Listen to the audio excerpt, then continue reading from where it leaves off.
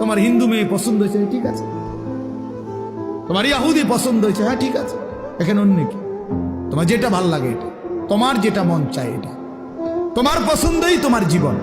খোদার কসম, কোরআন শরীফের আয়াত আছে বাপ, সূরা আরাফের মধ্যে আল্লাহ তাআলা বলছে, এই মনের ইচ্ছা মতো যে চলে, ওয়াত্তাবা হাওয়াহু, যে তার নফসের মনের চাহিদার অনুসরণ করে, আল্লাহর বিধান, রাসূলের বিধান, কোরআনের বিধান, ইসলামের বিধান, ধর্মের বিধান কিছুই যে মানে না, কোনো ধার ধারে না, পরোয়া করে না, পাত্তা দেয় না, আল্লাহর কসম, আল্লাহ কোরআনে বলছেন ফামাসালুহু কামাসালিল কালব, ওই ব্যক্তির উদাহরণ, ওই ব্যক্তির জিন্দেগি কুকুরের মতো, কুত্তার মতো, কুত্তার মতো, কুত্তার মতো, কুত্তার মতো।